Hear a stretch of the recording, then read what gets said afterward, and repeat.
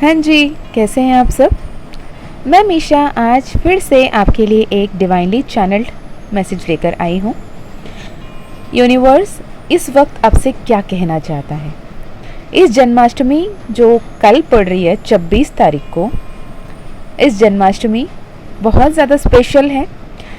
क्या स्पेशलिटी है, क्या कुछ आप कर सकते हो अपने ड्रीम को मैनिफेस्ट करने के लिए, या फिर ये वीडियो कभी भी आपको मिलता है even after Janmashtami of this year, अगर आपको मिलता है, कभी भी मिलता है, तो ये मैनिफेस्टेशन टेक्निक्स, ये रिचुअल्स आप कर सकते हैं श्री कृष्ण के साथ जुड़ने के लिए और अपने मैनिफेस्टेशन को बूस्टअप करने के लिए, अपने विश को फुलफ़िल करने के लिए, अपने प्रेयर्स को, इंटेंशन को उस परमात्मा तक पहुंचाने के लिए। ओके, मैं यहाँ पे कुछ इम्पोर्टेंस बताऊंगी कल के दिन का, जो ये जन्माष्टमी पड़ रही है उसका। उसके अलावा कुछ ऐसे टेक्निक्स बताऊंगी जो आप अपने मैनिफेस्टेशन के ज़रिए दौरान यूज़ कर सकते हो, जिसके चलते आप अपने मैनिफेस्टेशन को स्पीड अप कर सकते हो और इजीली मैनिफेस्ट कर सकते हो। ओके, पहले माँ काली का नाम लेते हुए, जय माँ काली, जय माँ तारा, जय भैरव बाबा, हर हर महादेव, राधे राधे। तो पहली बात करते हैं जन्माष्टमी की। जन्माष्टमी वो पर्व है जहाँ सबको ही श्री कृष्ण की जन्मोत्सव का उल्लास से, उत्साह से मनाया जाता है और इतने सारे खुशियाँ, व्रत, पूजा पाठ, कई सारे रिचुअल्स करते हैं। हर मंदिर में भीड़ लगती है, हर कोई कान्हा की दर्शन करने चले जाते हैं और उनके मन पसंदीदा भोग लगाते हैं। अगर जन्माष्टमी की बात करें तो मेरे हिसाब से, ये मेरी अपनी मान्यता है, आप इससे रिलेट कर पाओ या नहीं कर पाओ मैं नहीं कह सकती, पर मैं अपनी दिल की बात कहूँ तो जन्माष्टमी वो दिन थी जहाँ पे एक ही वक्त पे, जहाँ देवकी नंदन के रूप में श्री कृष्ण और यशोदा मैया की कोख से माँ महामाया जन्मे थे। जब कंस को पता था कि देवकी की जो 8वां पुत्र होगा, जो 8वें संतान होंगे देवकी की, वो कंस को वध करेंगे। कंस का वध वही अंश करेगा जो 8वां पुत्र होगा। तो उससे पहले जैसे ही कहीं ना कहीं वासुदेव को कंस मारना चाहते हैं, तब देवकी कहती हैं कि मेरे पुत्र की वजह से आपकी जान को खतरा है, तो आप अपने बहनोई को क्यों मारें, आप वासुदेव को क्यों मार रहे हैं। आप मुझे और वासुदेव को, यानी देवकी को और वासुदेव को जीने दें, जैसे ही मेरा पुत्र या पुत्री, जो भी बच्चे होंगे, हम आपको सौंप देंगे। तो जिसके चलते जो श्री कृष्ण से पहले उनके संतान थे, बेटा बेटी जो भी हुए, उन सभी को उन्होंने कंस के हाथों हाथ सौंप दिया था। और कहीं इन कंस के नज़र से बच के कहीं कोई बच्चा ना हो जाए, इसलिए उन्हें जेल पे भी बंद करके रखा था। देवकी के भैया, उनका ही भ्राता कंस, वासुदेव और देवकी को एक जेल पे बंद करके रखे थे और बहुत कड़ी पहरे लगाए रखा था। तो 8वें संतान श्री कृष्ण को होना था और श्री कृष्ण का लाइफ पर्पस था, सोल मिशन था कंस को वध करना, गीता का उपदेश, राधा के साथ प्रेम, ट्विन फ्लेम एनर्जी की डिपिक्शन, बहुत सारे उनके अपने सोल मिशन के साथ वो आए थे। तो अगर 8वां संतान भी उसी पहरे में रह के मारे जाता तो क्या होता। तो सेम टाइम पे वहाँ पे नंद और यशोदा मैया के कोख में उनके पुत्र के पुत्री के रूप में महामाया भी वहाँ पे साइमल्टेनियसली सेम टाइम पे प्रेग्नेंट रहती हैं। और जब संयोग से एक ही वक्त पे यहाँ पे श्री कृष्ण और वहाँ पे महामाया जन्मती हैं, तो जैसे ही जन्म लेते हैं श्री कृष्ण, एक पल के लिए वो अपने साक्षात्कार देव रूप में आ जाते हैं, चतुर्भुजाय रूप में, और आकर उनके सामने प्रकट होते हैं। कहते हैं कि मैं श्री कृष्ण हूँ, यहाँ पर नवजात शिशु के रूप में जन्मा हूँ और मेरी सोल पर्पस बहुत बड़ा है। और श्री कृष्ण नवजात रूप में आने से पहले अपने माता पिता से कहते हैं कि आप मुझे ले जाकर यमुना नदी पार नंद के घर पे छोड़ दें, जहाँ पे यशोदा मैया वहाँ से महामाया को ले आएँ और मुझे वहाँ पे छोड़ आएँ। और वो ये भी कहते हैं कि जितने भी पहरेदार है वो सो जाएंगे, आपकी जो कालकोठरी है उसके दरवाजे खुद ब खुद खुलेंगे और यमुना नदी आपके लिए रुकेगी और आपको जगह देगी चल के जाने के लिए। आपको वहाँ लेकर जाके मुझे छोड़ के आना होगा, बिकॉज उनके जीवित रहना बहुत ही इम्पॉर्टेंट है, सो दैट अपने सोल मिशन को वो फुलफ़िल कर पाएँ।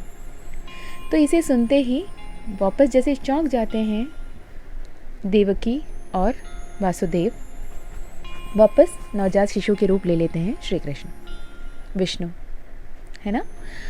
तो जो सृष्टि के पालनहार है उनके जैसे ही वाणी सुनते हैं, उसके बाद वासुदेव वही करते हैं, वो एक सूत पे रख के नवजात शिशु को लेकर निकलते हैं और जैसे ही वो बोले थे वैसे ही जो जेल की दरवाज़ा खुद ब खुद खुलती है। जितने भी पहरेदार थे, जितने भी जेलर्स थे वहाँ पे, सभी कोई सो गए होते हैं और ये वहाँ से निकल कर जाते हैं घनघोर अंधेरे में।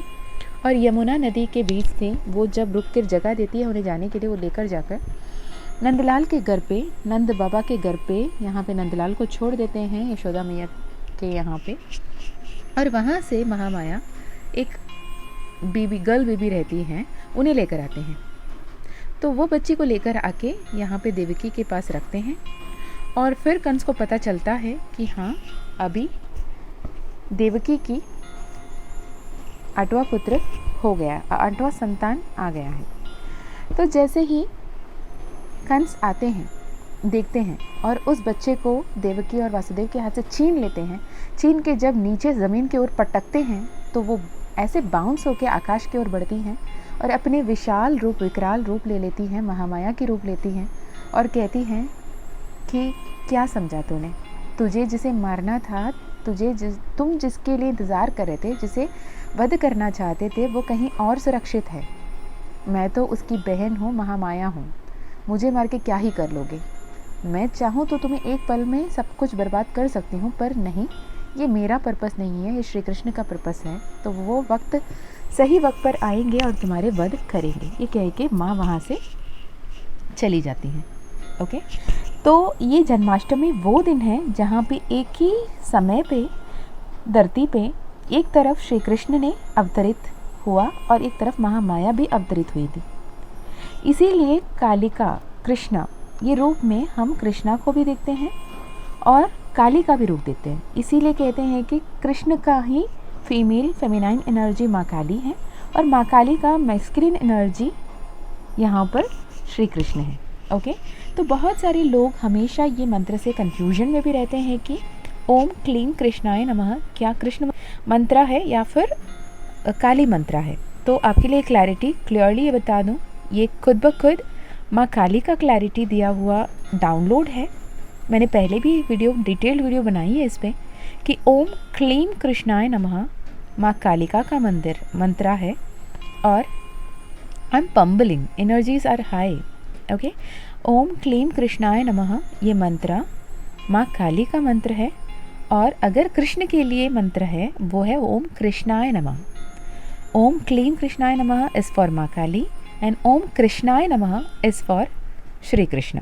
ये तो हो गया श्री कृष्ण की जन्माष्टमी की कथा। तो मेरे हिसाब से जन्माष्टमी सिर्फ और सिर्फ श्री कृष्ण की नहीं, महामाया का भी जन्म तिथि है। तो इस दिन दोनों से ही जुड़ना बहुत ज़्यादा इम्पॉर्टेंट है। ओके, अगर आप कोई भी विश अपना पूरा करना चाहते हो, कोई भी अपने मैनिफेस्टेशन पूरा करना चाहते हो, आप आइदर कृष्ण से भी जुड़ सकते हो या फिर माँ काली से भी जुड़ सकते हो। और इस साल 26 अगस्त को पड़ रही है जन्माष्टमी।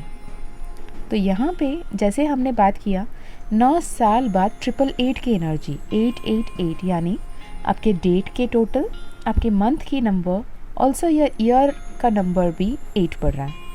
तो कल के दिन भी 26 यानी 8वां महीना, 8वां जो साल का टोटल भी 8 है और तिथि भी 8 है, अष्टमी तिथि। यानी यहाँ पे 888 नहीं, 4 8s की एनर्जी, 8888 की एनर्जी, अबंडेंस की एनर्जी, मैनिफेस्टेशन की एनर्जी, ब्लेसिंग्स की एनर्जी। अगर आप इस दिन कोई भी अपना विश फुलफ़िल करना चाहते हो, अगर वन टाइम रिचुअल करना चाहते हो तो ये बेस्ट डे है।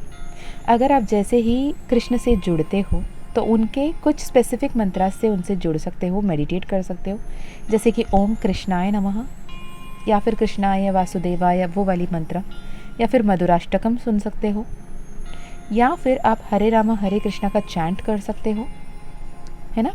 तो ऐसे मंत्र से आप कृष्ण की पूजा कर सकते हो। और सबसे ईजीएस्ट एंड एफर्टलेस मंत्र है राधा रानी का नाम जाप।